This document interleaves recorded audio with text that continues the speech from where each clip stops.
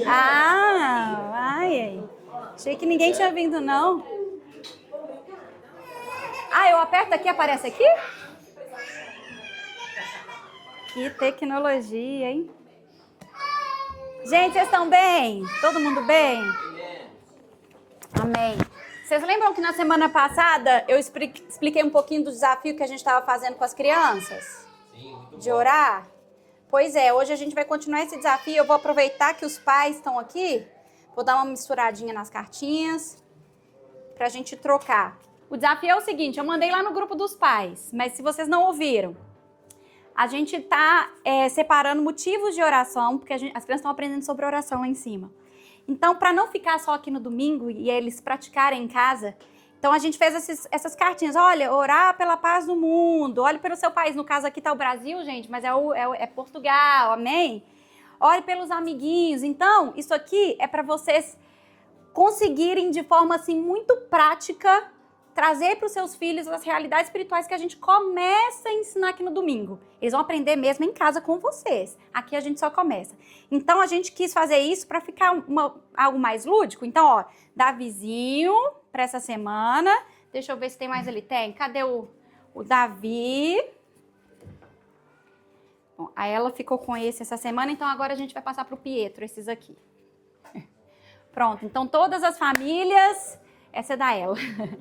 Todas as famílias orando, intercedendo com as nossas crianças, porque a gente não traz as crianças aqui para elas brincarem apenas. Elas se divertem muito aqui, tá, gente? Eu te garanto, elas se divertem muito. A gente tá sempre pensando em brincadeiras, em comprar brinquedinhos e formas de diverti-las, mas elas estão aqui com um propósito eterno.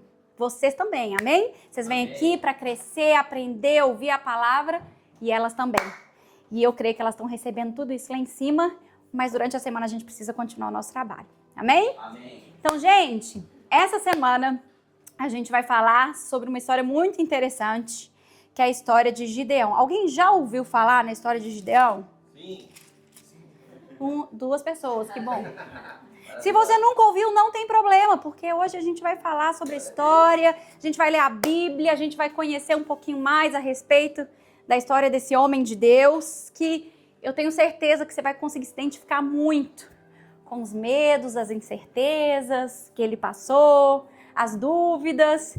E eu acho que Gideão é um dos maiores espelhos, assim. A gente lê a história dele e às vezes a gente fala assim, nossa, mas Deus falou, Deus fez isso, e esse homem ainda tá assim? Quantas vezes nós com o Senhor somos assim, né? Deus falou, Deus confirmou, Deus fez, Deus aconteceu, Deus salvou, Deus fez milagre. Mas aí, quando ele dá uma direção pra gente, a nossa primeira atitude, muitas vezes, não é nem obedecer, é questionar. Mas é mesmo, Senhor? Você tem certeza? Você não errou de endereço? Você tá falando comigo mesmo? Não é assim? Então, a gente se identifica muito com esses medos e essas dúvidas, e eu acho que é uma história muito pertinente para falar aos nossos corações. Então, feche seus olhos aí onde você está, por favor. Senhor, essa é a sua palavra. E ela cumpre o propósito a qual ela foi designada para cumprir. Ela penetra os nossos corações, ela corta o que precisa ser cortado, mas ela coloca dentro de nós sementes espirituais. Então, Pai, nós oramos para que sementes sejam lançadas e que solos estejam prontos para receber essas sementes essa manhã. E que a gente possa dar muitos e muitos e muitos frutos. Em nome de Jesus. Amém. Por favor, abra comigo a sua Bíblia lá no livro de Juízes. Juízes fica bem no comecinho da Bíblia. Gênesis, Êxodo, Levítico, Número, Deuteronômio, Josué, Juízes. Bem no comecinho. Juízes, no capítulo 6. Deixa eu ver aqui se isso aqui funciona mesmo, viu, pastor Mateus? Vamos ver. Ó. Funciona. E o nome da nossa mensagem de hoje é Firmados. Firmados. A gente pode começar a ler? Na verdade, vamos ler o versículo 1.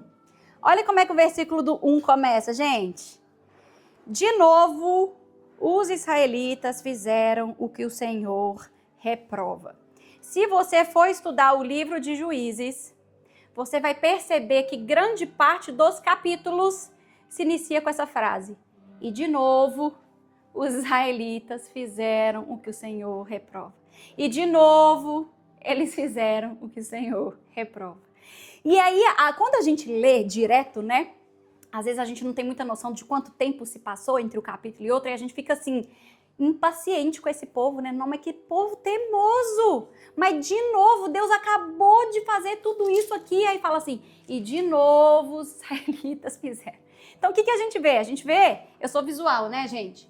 O que a gente vê? A gente vê um ciclo de repetição acontecendo. Então, Deus, ele fazia coisas tremendas, maravilhosas, milagres, libertava a nação, só que aí eles caíam no esquecimento, tinham amnésia esse povo, né, gente? Igual a gente. E aí voltavam às más práticas, ao pecado. Voltava a pecar, fazia tudo de errado de novo, esquecia tudo que Deus tinha feito. E aí, quando o negócio ficava ruim, o que eles faziam? Deus, me socorre! Nós somos o teu povo escolhido. Faça alguma coisa, o Senhor é o nosso Deus, não é assim? Parecido, né? Com alguma história assim? Nossa, não. E aí, eles clamavam por redenção. Deus intervinha na história, como Deus Todo-Poderoso, o Rei de Israel, lutava suas batalhas. E aí eles se jubilavam, davam ações de graça. Ai, Jesus, Senhor, o Senhor é tão bom, Deus, o Senhor é tão maravilhoso. Só que passava um tempo, o que acontecia? Esquecia de novo. E aí, ó, é um livro inteiro assim, gente. Então a gente vai ler essa parte aqui da história, no capítulo 6, começa já falando que eles já tinham se esquecido. Então, estamos aqui, né? E aí, eles estavam praticando mal, tinham se esquecido completamente do Senhor. Só que havia um homem chamado Gideão, que Deus escolheu para ser o remanescente aqui, no meio dessas práticas de pecado, no meio de maldade, Deus levanta um homem para falar por ele. E geralmente é sempre assim, Deus sempre vai levantar remanescentes. Na história inteira do povo de Israel, você vai ver, quando o povo de Israel começa a se esquecer das práticas que o Senhor havia estabelecido, ele vai sempre mandar alguém para se levantar e falar assim, lembra, gente? Então, nesse momento aqui da história, essa pessoa é Gideão. Então, vamos começar a ler lá no versículo 11, do capítulo 6, versículo 11, fala assim, então o anjo do Senhor veio e assentou-se sobre a grande árvore, que pertencia a Abisrita Joás. Gideão, filho de Joás, estava malhando trigo. O que ele estava fazendo? Malhando trigo. Num tanque de prensar uvas, para escondê-los dos midianitas. Então o anjo do Senhor apareceu a Gideão e disse, o Senhor está com você, poderoso guerreiro. Por que Gideão estava fazendo isso aqui escondido dos midianitas? Midian tinha invadido Israel, o povo estava escondido nas colinas e eles viviam em cavernas, só que eles precisavam sobreviver. Então tudo que eles plantavam, tal, fazia lá o negócio acontecer, a fazendinha deles, os midianitas vinham e destruíam tudo. Então tudo que eles faziam, eles tinham que fazer escondidinhos. Então ele estava malhando trigo escondido. Por quê? Sabia que a qualquer momento os midianitas podiam vir e tomar aquilo. Então nós vemos aqui que o anjo do Senhor aparece para Gideão e o homem que estava ali cuidando do trigo e fala assim, o Senhor é com você, poderoso guerreiro. Agora, se a gente estudar um pouquinho de onde Gideão vem, e ele também vai falar isso, quando Deus chama ele, começa a questionar Deus, a gente vai ver que ele veio da tribo menos importante e ele era a pessoa menos importante da tribo dele. Então, tribo menos importante, pessoa menos importante. Ele estava malhando trigo. Vocês acham que Gideão era guerreiro? Ele tinha alguma habilidade militar? Não, a Bíblia não fala de absolutamente nada disso. Muito menos na tribo que ele pertencia. As chances dele, de fato, ser ou ter alguma habilidade militar era 0. Então, aparece um anjo e fala assim, o Senhor é com você, poderoso guerreiro. Eu me imagino, sendo Gideão, ouvindo um anjo falar isso pra mim. Eu acho que eu ia olhar e falar assim, eu acho que esse anjo errou de endereço, não é possível, eu não sabe com quem que ele tá falando. Eu sou um Zé Ninguém, de uma tribo de Zé Ninguém, que não tô aqui escondido ainda cuidando do trigo, e aparece um anjo falando que eu sou um poderoso guerreiro. Não, esse trem deve estar errado. E aí no versículo 13, ele fala assim: Ah, Senhor, se o Senhor está conosco, por que aconteceu tudo isso? Onde estão todas as suas maravilhas que os nossos pais nos contaram? Não foi o Senhor que tirou eles do Egito? Mas agora o Senhor nos abandonou e nos entregou nas mãos de Midian. Geralmente, gente, quando tudo está indo bem na nossa vida, a gente atribui tudo, né? Ai, tudo maravilhoso, olha que bênção o Senhor está fazendo. Agora, quando tudo começa a dar errado, a postura do nosso coração, porque Gideão está revelando a postura humana do coração, do homem, é assim. O que a gente faz? Cadê o Senhor? Tá tudo dando errado na minha vida. O Senhor não faz mais milagre na minha vida. O Senhor não opera da forma que o Senhor operava antes. Onde o Senhor está? Você não é aquele Deus que tirou eles lá do Egito? Continuamos. Versículo 14. O Senhor se voltou para ele e disse... Ai, Deus é tão paciente, né? Ele fala assim: com a força que você tem, vai libertar Israel das mãos de Midian. Não sou eu quem está te enviando? Com a força que você tem. Ele não falou nem assim: olha, eu vou colocar uma unção sobrenatural sobre a sua vida e você vai sair flutuando sobre os medianitas. Não. Ele falou assim: com a força que você tem, vai e liberta Israel. Aí eu acho que ele pensou assim: aí eles estão perdidos mesmo, né?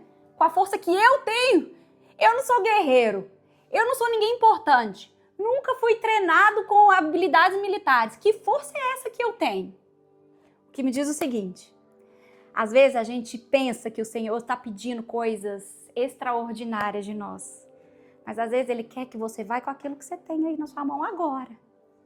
Agora, o que é que você tem na sua mão agora? Mas eu não sei falar, eu não sei pregar, eu não sei orar em público, eu não sei isso, eu não sei aquilo. O que você sabe agora? O que está nas suas mãos agora? O que você pode fazer pelo Senhor agora? Qual é a habilidade que Ele entregou na sua mão agora?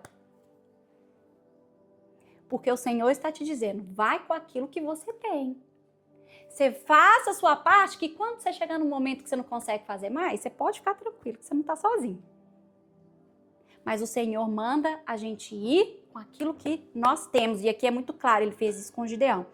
Versículo 15, ele fala assim: ai, Senhor, respondeu Gideão, como que eu posso libertar Israel? Aí ele falando, ele dando desculpa para Deus, gente. Ele tentando convencer a Deus que Deus tinha errado de endereço, ó.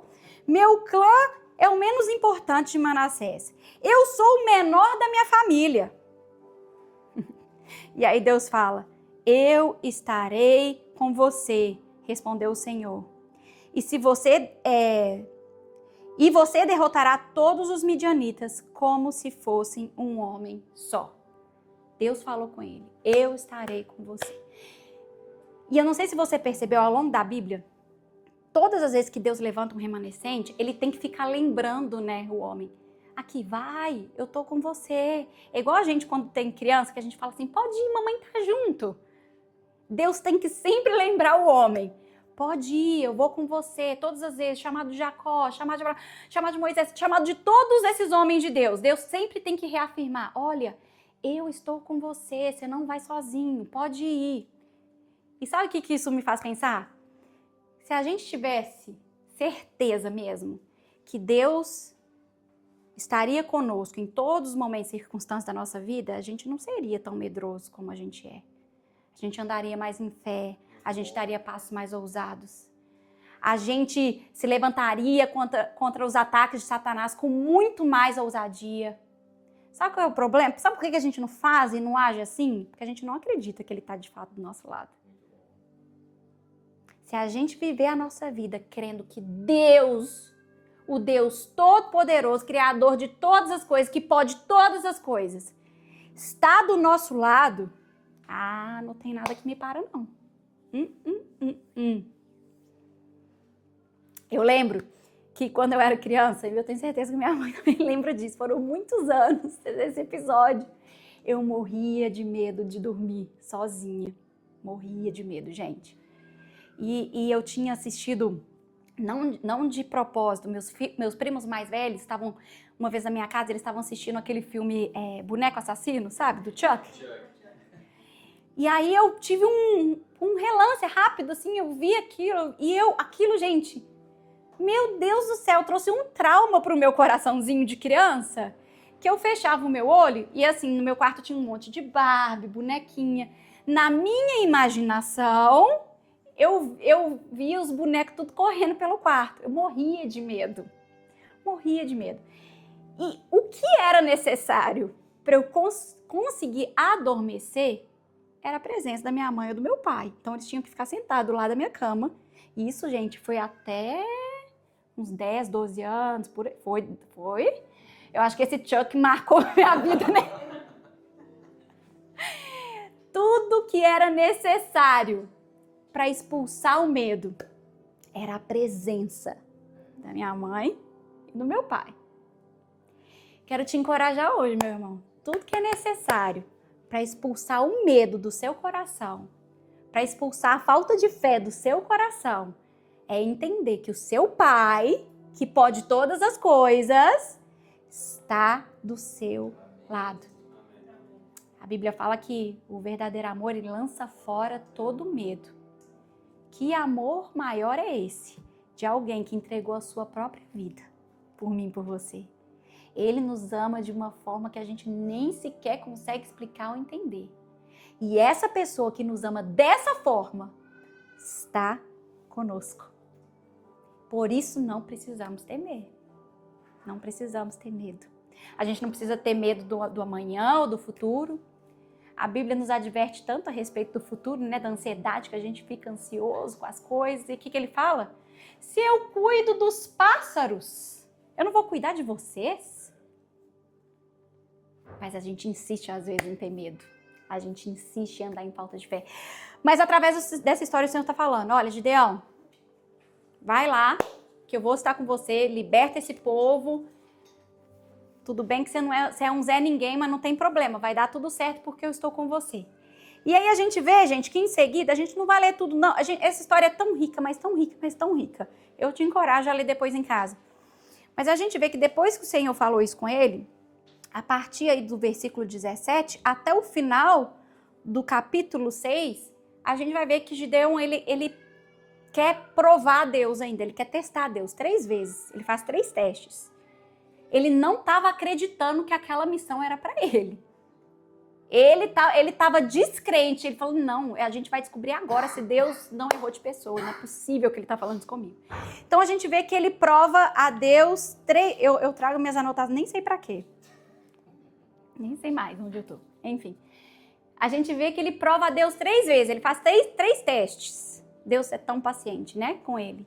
E Deus responde as 3 vezes para ele. Que realmente, que era para ele ir. Que era para ele fazer. E aí, crescendo dentro da igreja, gente, quantas vezes eu já vi práticas assim? Eu não sei se vocês conhecem o texto, mas Gideão começa a testar a Deus assim. Olha, Deus, eu vou deixar uma lã aqui. Se quando acordar a lã estiver seca e o chão estiver molhado, é porque o Senhor está comigo. Aí, o que aconteceu? A lã estava seca, o chão está molhado. Aí ele falou, não, mas só para ter certeza. Agora vamos fazer assim. A lã tem que estar molhada e o chão tem que estar seco. Não é assim? E o que Deus fez? Fez dessa forma. Eu cresci na igreja ouvindo muitas coisas assim, né? De pessoas falando que Deus dá uma direção e as pessoas falam, ai, vamos testar Deus, porque está na Bíblia, né? Tá na Bíblia, Gideão fez isso, né? Então, vamos fazer também, vamos testar para ver se é mesmo, Deus falou, então. Só que isso não é um ato de fé não, meus irmãos. Isso é um ato de descrença. Para você ser um cristão, é a premissa da sua religião. É a fé. A fé em quem? Senhor Jesus como o único suficiente Salvador, Deus Pai, Espírito Santo. Essa é a premissa. Agora, se quando Deus te dá uma palavra, você achar na sua arrogância disfarçada de humildade que você precisa provar a Deus alguma coisa, Deus não precisa provar nada para você não, meu irmão. Se Ele falou, é sim, Senhor, obedecerei. Perder tempo, tipo, ai, vou provar, vamos ver se é mesmo, vou fazer um teste. Se amanhã isso acontecer, então foi Deus. Se amanhã isso não acontecer, não foi Deus. Epa! Não. Isso não é passo de fé. Isso é passo de falta de fé, descrença. É você estar duvidando da palavra que Deus te deu. É você duvidar do tanto que Deus acredita em você. É porque às vezes a gente não acredita na gente mesmo, né? E aí é difícil compreender que como alguém acredita desse tamanho, dessa forma, dessa magnitude em mim. Como pode?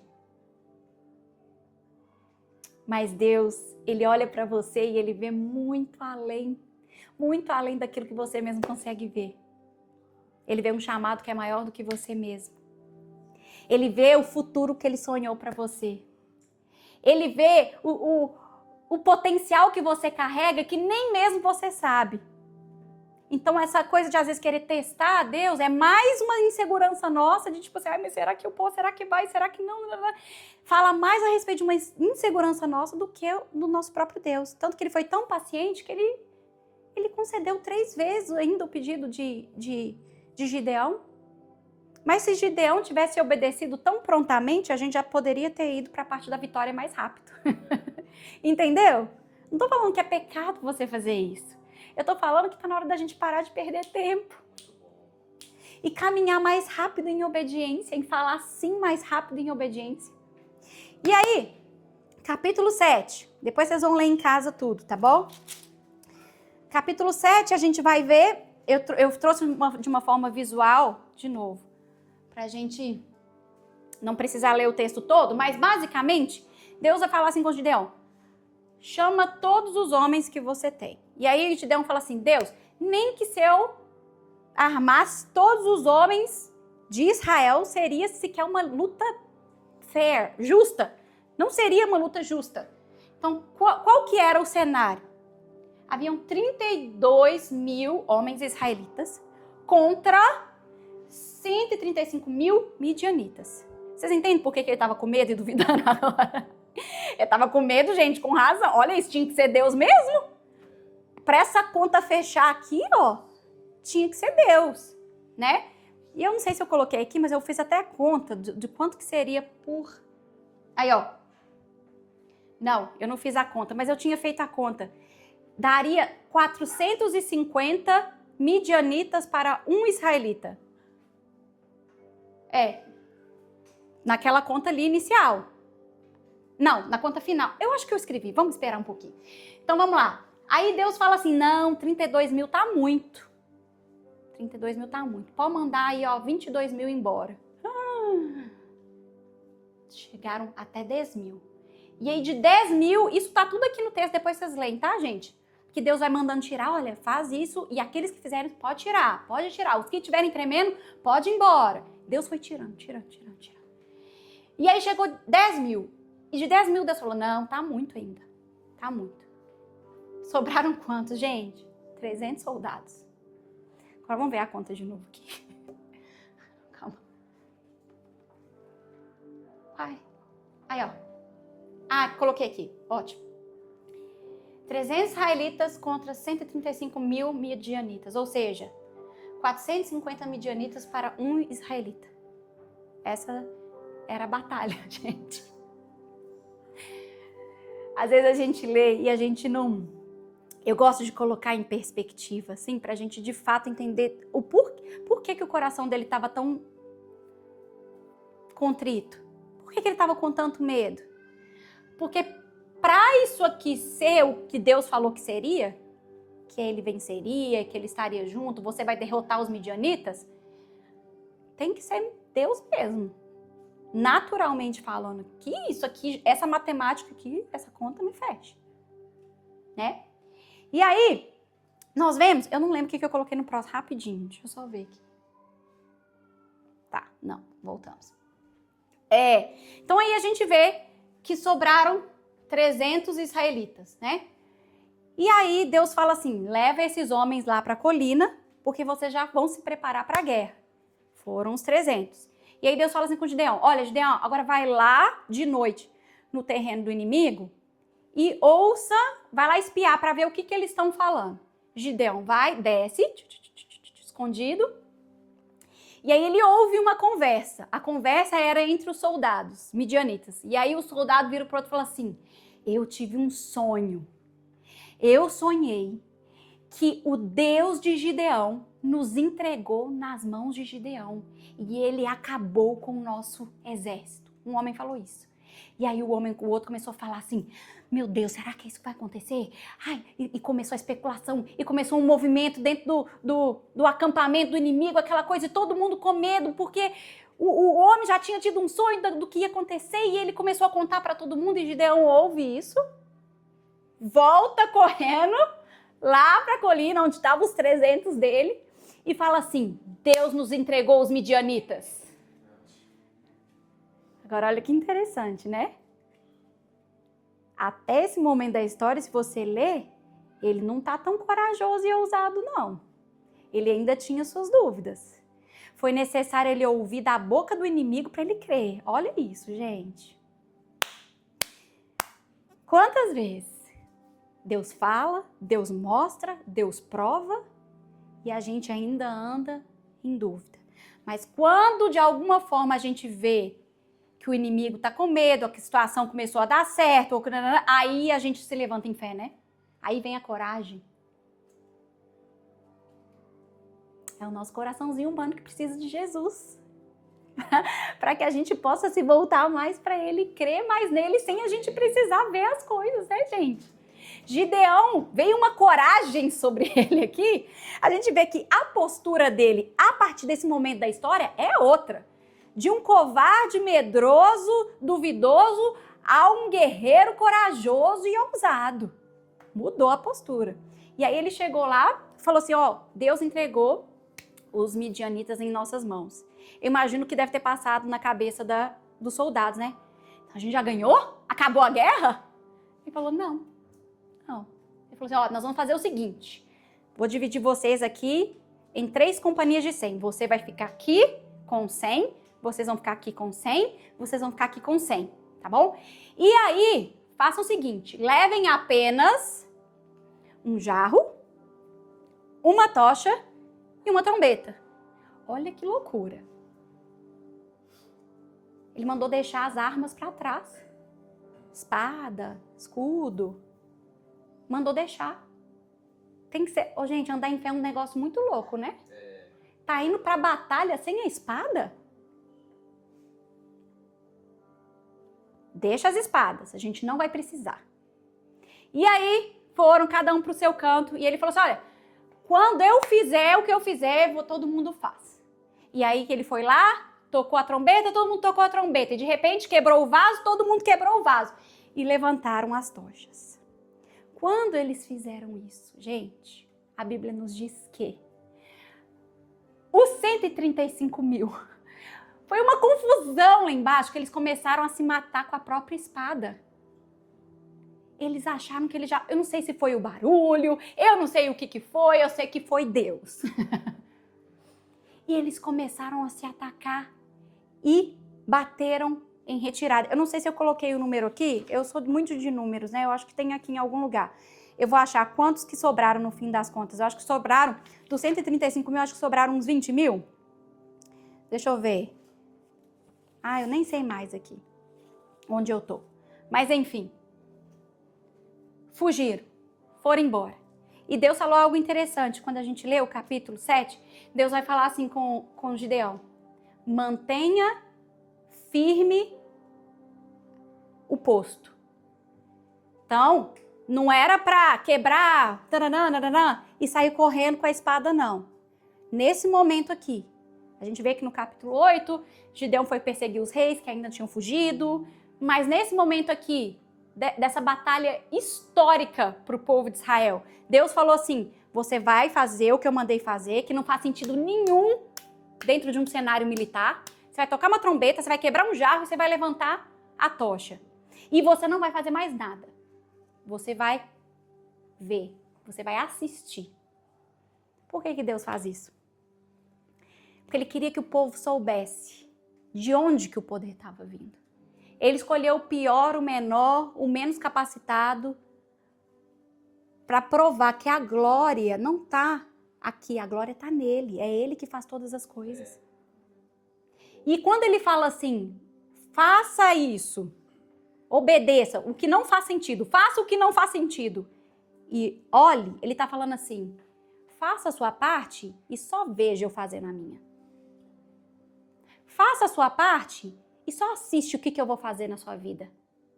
Obedece o que eu estou pedindo para você fazer e só assiste o que vai acontecer. E aí eu escrevi essa frase aqui. A serviço de Deus, obediência à direção dele é vital para experimentar a sua fidelidade. A nação de Israel somente experimentou a fidelidade de Deus, eles tiveram vitória sobre Midian. Por quê? Obediência. Você quer viver fidelidade, você quer experimentar sucesso, você quer experimentar vitória, você quer experimentar prosperidade, você quer experimentar o bom de Deus na sua vida? Obediência à direção dele. É vital para que você viva isso. E eu quero te encorajar, porque muitas vezes a direção dele não vai fazer sentido. Não vai. Para você. Mas ele já tem um plano todo arquitetado. Ele é o dono da missão. E o dono da missão jamais iria permitir que a missão falhasse. O dono da missão iria se certificar que a missão fosse concluída até o fim. Sabe por quê? É a fama dele, é o nome dele. Não é o seu. Quando você obedece uma direção de Deus, você tem que entender uma coisa de uma vez por todas. Não tem nada a ver com você. O nome de Deus está em jogo. É o caráter dele, é a honra dele, é a fama dele. Você entende? Às vezes a gente olha pra gente demais, né? Pra tudo que a gente não pode fazer, não consegue fazer, não é bom em fazer, mas a gente esquece que não tem a ver com a gente. Quando a gente obedece uma direção dele, é a fama dele que está em jogo. Porque quem que mandou? Deus jamais vai te mandar para uma missão para falhar, meu irmão. Deus jamais vai te comissionar para uma missão para morrer. Ele tem te chamado para fazer coisas que às vezes parecem ser loucura. Mas se você obedecer, somente se você obedecer, você vai experimentar a fidelidade dele para com a sua vida. Obediência. De novo. O dono da missão nunca perdeu o controle da missão. Você tem um dono sobre a sua vida que te comissionou, que te deu um chamado, que te deu direção. Ele não perdeu o controle da missão. Mas tá tudo dando errado, Deus, capítulo 6. Tá tudo dando errado. Olha o que eles estão fazendo com a gente. Olha o que está acontecendo na minha vida. Você esqueceu, você não tá vendo o que está acontecendo na minha vida? Abra os seus ouvidos, meu irmão. Ouça o que o Senhor está te falando. Seja rápido em obedecer. Quanto mais rápido você obedece, mais rápido você vai experimentar a fidelidade. Tá na hora da gente, a nossa boca um pouquinho, as nossas reclamações, os nossos... Ai, não sou eu sou pequeno demais, eu não posso, eu sou isso, eu tenho tantas dificuldades. Ai, mas eu... Quem que está te comissionando? Ele é perfeito, ele é grande, ele pode, ele tem todos os recursos. Ele está te comissionando. Está na hora de a gente tirar o foco da gente e colocar o foco naquele que pode todas as coisas. Se ele está te chamando, ele vai certificar que a missão se conclua. Amém? Amém. Então aí, gente, a gente vê aqui, é uma história tão linda, né?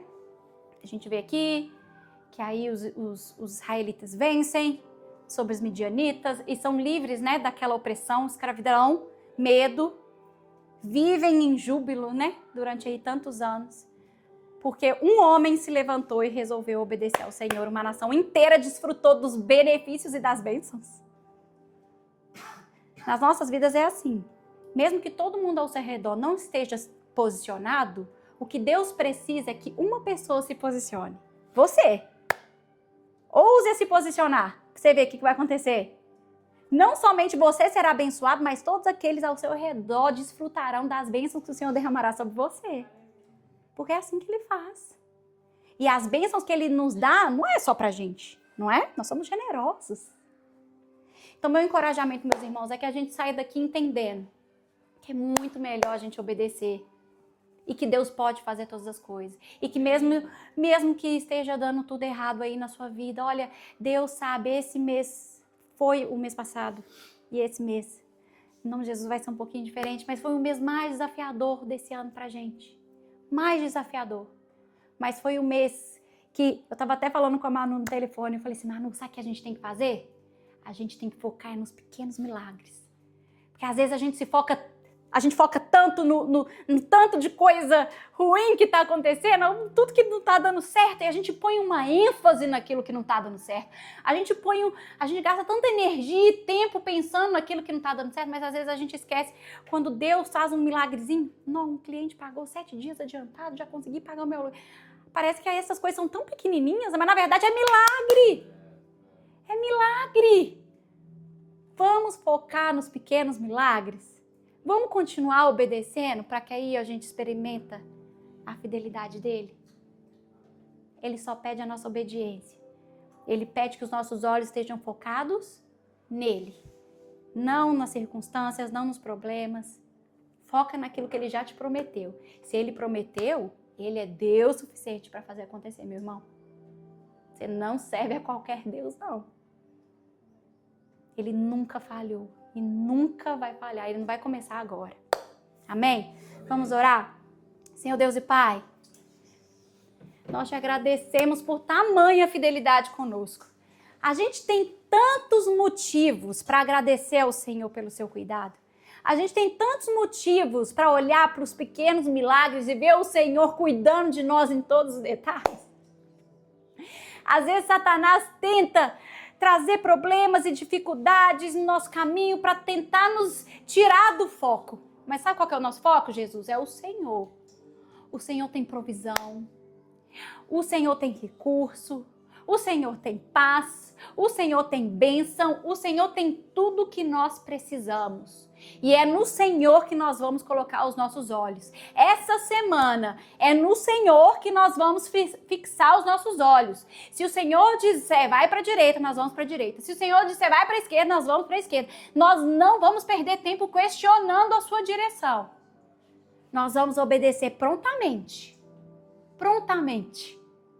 Porque nós queremos experimentar a tua fidelidade, Jesus. Na plenitude. A gente já experimenta todos os dias, mas a gente quer experimentar o romper do Senhor sobre as nossas vidas. Pai, nós te agradecemos por tudo que o Senhor tem feito aqui nessa igreja, em nossos corações. Continua trabalhando em nossos corações durante a semana, continua falando aos nossos corações durante a semana, para que a gente possa crescer e se fortalecer no Senhor. É isso que nós oramos e te pedimos, Pai, em nome de Jesus. Amém. Amém.